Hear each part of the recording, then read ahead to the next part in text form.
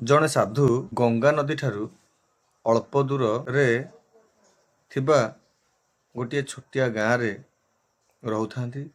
ଗଙ୍ଗା ନଦୀ ଠାରୁ ଅଳ୍ପ ଦୂରରେ ସିନା ଗାଁଟି, ହେଲେ ସାଧୁଙ୍କ ରହିବା ଘରର ପଡ଼ିଶା ଘରେ ଜଣେ କଳହ ଲୋକ ରହୁଥାନ୍ତି।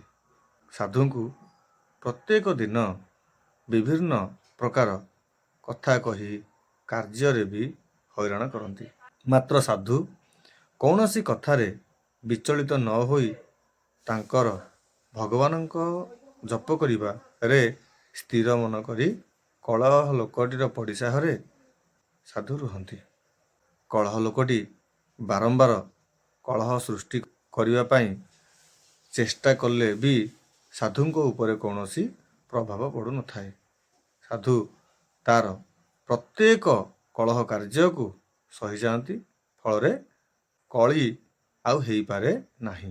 ଏମିତି କଳି କରିବା ପାଇଁ କଳହ ଲୋକଟି ବାରମ୍ବାର ପ୍ରୟାସ କରି ବିଫଳ ହେବା ପରେ ଭାବିଲା, କ'ଣ ମୁଁ ଯାହା ବି ଖରାପ କାମ କରୁଛି ସେ ଲୋକଟି କେମିତି ସହିଯାଉଛି।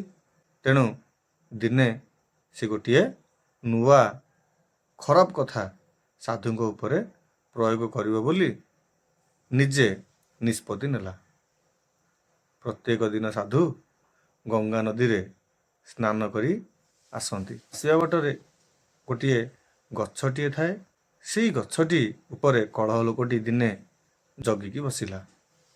ଯେମିତି ସାଧୁ ସେ ରାସ୍ତା ଦେଇକି ଆସିଲେ ଆଉ ସେଇ ଗଛ ତଳେ ଯିବା ସମୟକୁ କଳହ ଲୋକଟି ସାଧୁଙ୍କ ଉପରେ ଛେପ ଥୁ କରିକି ପକେଇଲା। ତାପରେ ବି ସାଧୁ କିଛି ନ କହି ପୁନଶ୍ଚ ଗଙ୍ଗା ନଦୀକୁ ଗଲେ, ସ୍ନାନ କରିକି ଆସିଲେ। ପୁଣି ସ୍ନାନ କରିକି ଆସିବା ସମୟରେ ଲୋକଟି ପୁଣି ଥରେ ଛେପ ପକେଇଲା।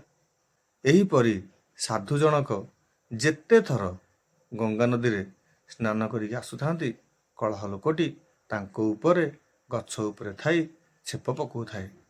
ବାଧ୍ୟ ହୋଇକି ବାରମ୍ବାର 100 ଥର 200 ଥର ପକେଇଲା ପରେ ଯଦି ସାଧୁ କିଛି ନ କୁହନ୍ତେ, କଳହ ଲୋକଟି ଆଉ ଛେପ ପକେଇଲା ନାହିଁ। ସାଧୁ ଶେଷ ଥର ପାଇଁ ଗାଧେଇକି ଆସୁଥିବା ସମୟରେ କଳହ ଲୋକଟି ଗଛରୁ ଓହ୍ଲେଇଲା, ସାଧୁଙ୍କ ଗୋଡ଼ ତଳେ ପଡ଼ିଗଲା। କହିଲା, ପ୍ରକୃତରେ ଆପଣ ମଣିଷ ନା ଭଗବାନ? ମୁଁ ଆପଣଙ୍କ ସହିତ କଳି କରିବା ପାଇଁ ବାରମ୍ବାର ଚେଷ୍ଟା କରି ବିଫଳ ହେଲି। ଶେଷରେ ଆପଣଙ୍କ ଉପରେ ଛେପ ବି ପକେଇଲି। ତାପରେ ବି ଆପଣ କୌଣସି ମୋତେ ଗାଳି ହଉ ଖରାପ କଥା ହଉ କିଛି ବି କହିନାହାନ୍ତି କାହିଁକି? ସାଧୁ ଜଣକ କହିଲେ, ପ୍ରକୃତରେ ତମେ ମୋ ସାଥିରେ କୌଣସି ଖରାପ ବ୍ୟବହାର କରିଛ ସେମିତି ମୁଁ କେବେ ଭାବିନି। ତ ମୁଁ ତମ ହାତରେ କଳି କାହିଁକି କରିବି? ଆଜି ଯେଉଁ ଛେପ ପକେଇଲ ତାହା ତୁମେ ମୋର କ୍ଷତି କରିନ, ମୋର ଉପକାର କରିଛ। କ'ଣ ଉପକାରଟା? ଉପକାରଟା ଏଇଆ ଯେ ମୁଁ ପ୍ରତ୍ୟେକ ଦିନ ଗଙ୍ଗା ନଦୀରେ ଗୋଟିଏ ଥର ଗାଧାଏ, କିନ୍ତୁ ତୁମେ ଆଜି ଛେପ ପକେଇବା ଦ୍ୱାରା ମୁଁ ଗଙ୍ଗା ନଦୀରେ ବାରମ୍ବାର ଗାଧେଇବାର ସୁଯୋଗ ପାଇଛି। ତେଣୁ ତମେ ମୋର କ୍ଷତି ନୁହେଁ ବରଂ ଉପକାର କରିଛ। ବାସ୍ତବରେ ଆମେ ଯାହାର କ୍ଷତି କରିବା ପାଇଁ ଭାବିକି କୌଣସି କାର୍ଯ୍ୟ କରିଥାଉ, ପରବର୍ତ୍ତୀ ମୁହୂର୍ତ୍ତରେ ସେଇଟା ତା ପାଇଁ ଉପକାରରେ ପରିଣତ ହୋଇଯାଏ।